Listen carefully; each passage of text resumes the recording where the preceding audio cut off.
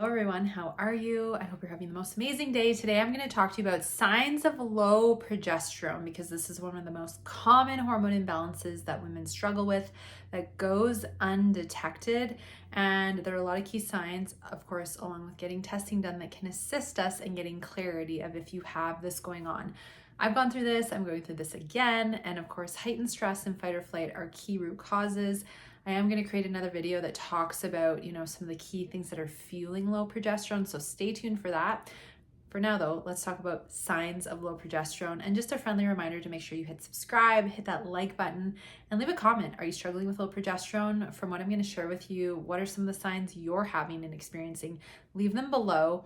And last but not least, welcome. My name is Romaniuk. I'm an emotional eating, digestive, and hormone expert, and I help thousands of women and men all over the world gain food and body freedom, get to the roots of your hormone and gut issues, overcome them, overcome emotional and binge eating, and a lot more. And if you are struggling with hormone imbalances, or you're wondering if you are, come and join me for the Female Hormone Workshop series. We start August 7th. It's 4 weeks. It's 4 90-minute sessions, and we're going to be diving deep into cortisol and adrenal health, thyroid function, progesterone, estrogen, testosterone, and a lot more. You can click the link below for all the details, and we're on early bird pricing. They're $49 USD each, or you can bundle all 4 and save. But it's going to be very informative, and if you love these hormone videos here, it's going to be a millionfold of information in the Female Hormone Workshop series, so be sure to come and join us. So first off, what exactly is progesterone? It is a female sex hormone, and it is obviously very important for reproductive health for women, but it's also important for cardiovascular health, for bone density and making sure it doesn't diminish, as well as for brain health. And of course, we need adequate amount of progesterone levels for fertility, for a healthy cycle, for many different reasons. So progesterone is produced partially by the adrenal glands and also by the ovarian corpus luteum. Now in our reproductive years, you're going to produce that progesterone via your adrenal glands in the first half of your cycle.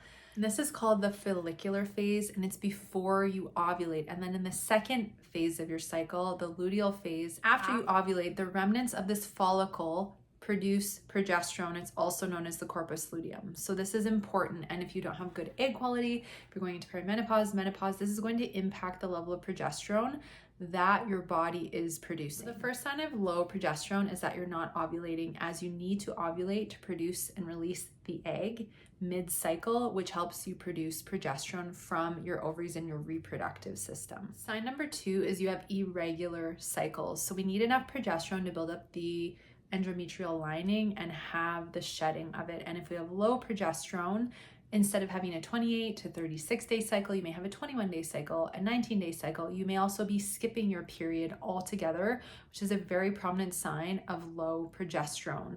So we want to make sure that your cycle is regular, somewhere in that 27 to 28 to 36 day window. And ideally that you're having at least 4 to 7 days of bleed. The next 2 signs, first off, heavy bleeding. This is a sign of low progesterone. Obviously, it's always important to get your hormones tested to confirm exactly what's going on, but heavy cycles can be a sign of this, as is PMS symptoms. So PMS, premenstrual, syndrome, is a huge part of what so many women experience before their cycle, whether it's a few days before, a week before, 2-3 weeks before, which is not normal. It's not normal to have PMS.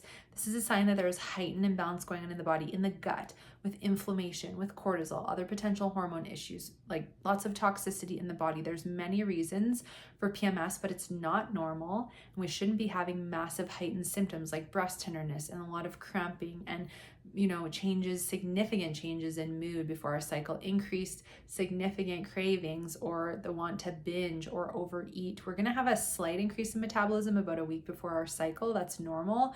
But if it's to the point where you're losing control with food and this fluctuation with your hormones is causing so much pain, discomfort, headaches, etc., we need to address the roots of why you have these PMS symptoms, including low progesterone. Next is PMDD, which is more about the mood. And so it's like a PMS symptom, but your mood is severely impacted about 7 to 10 days before your cycle. You have more anxiety, you can feel more depression, your mood is really low, you can feel really hopeless.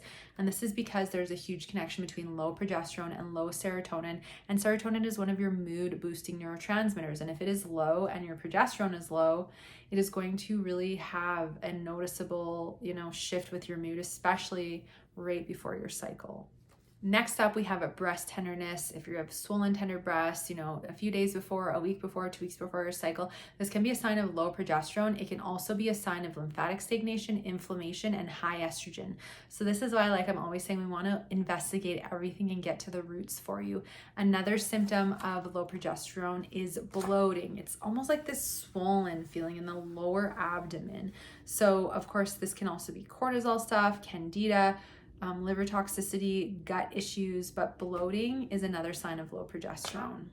And this happens because when you're in your luteal phase and you have low progesterone and high estrogen perhaps as well, your sodium and retention levels increase. Okay, so this is why we want to balance both of those hormones to reduce the likelihood of retention, because you're going to retain more water in that lower abdomen, especially if you have these hormone imbalances. Another sign of low progesterone, painful periods or really painful cramps. And one of the reasons this happens is because when your progesterone levels are too low and you have elevated inflammation in the body, which is normal when you're getting ready to have your cycle, you produce something called series 2 prostaglandin, which helps the uterine lining or the uterus to contract and shed the lining. However, if you have chronic inflammation all the time, you're puffy, you're retaining a lot of water, you have a lot of chronic pain, you feel warm, you have breakouts, rosacea, eczema, psoriasis, your skin's itchy, you have joint pain and things like that regularly, autoimmune conditions, your naturally elevated inflammation is more chronic. And so then when your body goes through this cycle, you're going to produce more inflammation via these series 2 prostaglandins, and that is going to give you really bad cramps and painful periods.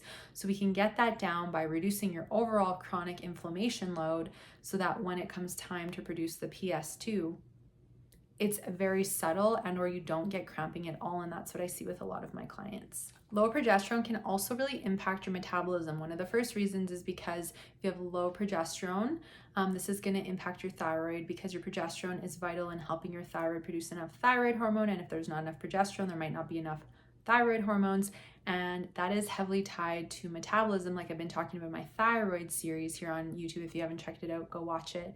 So there's a huge connection between that. And then the other connection is with serotonin. So serotonin is one of your mood boosting neurotransmitters that makes you feel good and feel happy. And often when we have low progesterone, there's a tie to low serotonin, and we will crave more sugar and sweets. So you'll potentially, this becomes an emotional eating trigger, a binge eating trigger. You eat more sugar, more ice cream, more baked goods, more cookies, right? Candies. And then you're getting this serotonin and dopamine high that is temporarily making you feel good, but it is contributing to more inflammation, poor gut health. It's not actually helping regulate your serotonin levels. It's going to deplete them, and the more inflamed your body, the less progesterone you're going to produce because inflammation is a stressor on the body. The other thing with this is that we will produce more ghrelin, which is the hunger hormone that makes us hungry, and you'll have increased appetite level, your blood sugar can be thrown off, and then you can produce more leptin. And if we're producing more leptin than we should, this can contribute to more abdominal weight gain. We do need to produce leptin, which is the hunger hormone that makes us full, but these readings and these productions start to go off more when we have these kinds of hormone issues. So low progesterone can have a significant impact on your sleep, especially waking in the night and not being able to fall back to sleep for a while. I've gone through this, so I can totally relate. And this is because we need adequate enough levels of progesterone to help with GABA production and serotonin production, which are part of the fall asleep and stay asleep neurotransmitters. So if we're deficient in progesterone, it's going to impact our body's ability to produce the GABA, which is going to more contribute to helping with falling asleep along with melatonin. And then serotonin is going to help us stay asleep.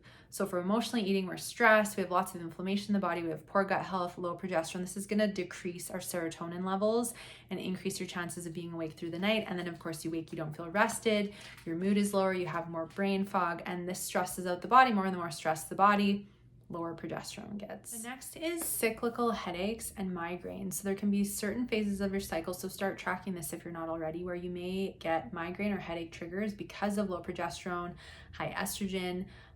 Specifically, what I find for a lot of my clients is that they're getting headaches during their cycle or just before or just after.